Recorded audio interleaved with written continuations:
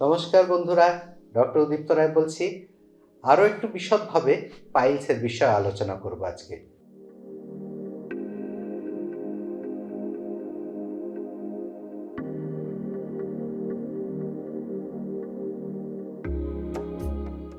Piles হয়েছে এরকম সন্দেহ কি করে হতে পারে? কি করে বুঝবো হয়তো আমার অর্শের সমস্যা হচ্ছে? প্রথম, অর্শের সিমটমস কি? কি সিমটম? প্রথম এবং প্রাথমিক সিমটম বা লক্ষণ হচ্ছে পায়খানায় রক্ত পড়া, তাজা রক্ত পড়া। একটা কথায় ইংরেজিতে বলা হয় স্প্ল্যাশ ইন দ্য প্যান, মানে পটি করতে গিয়ে দেখা গেল পায়খানার প্যানের মধ্যে একসঙ্গে অনেকখানি রক্ত বেরিয়ে গেল, স্প্ল্যাশ ইন দ্য প্যান। এবং painless splash in the pan, অর্থাৎ প্রাথমিক অবস্থায় অর্শে কিন্তু ব্যথা হয় না। দ্বিতীয় জিনিস কি করে বুঝবো? হতেও পারে মলদ্বারের কাছে কিছু ফোলা ভাব বোঝা যাচ্ছে, যেটায় কোনো ব্যথা নেই।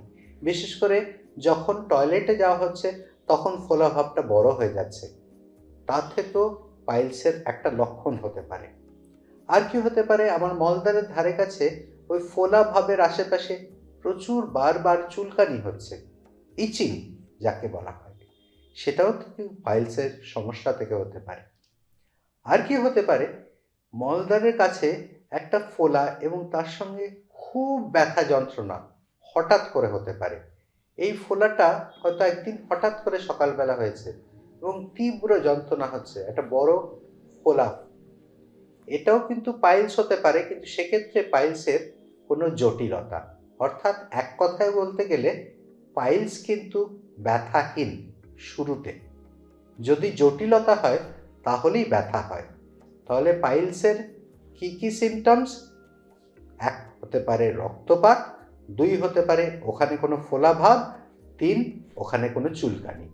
যদি ব্যথা যন্ত্রণা হয় তাহলে ভাবতে হবে অন্য কোনো অসুখ হয়েছে অথবা পাইলসের কোনো জটিলতা হয়েছে। যে কোনো ক্ষেত্রেই হোক না কেন, যে কোনো রক্তপাতই মলদ্বার দিয়ে হলে সেটাকে কিন্তু নিজের মতো করে ডায়াগনোজ করার চেষ্টাই করবেন না। ডাক্তারের কাছে যান, আপনি তো জিনিসটা চোখে দেখতে পাচ্ছেন না। যিনি দেখবেন, পরীক্ষা করবেন, তিনিই বলতে পারবেন রোগটা কী।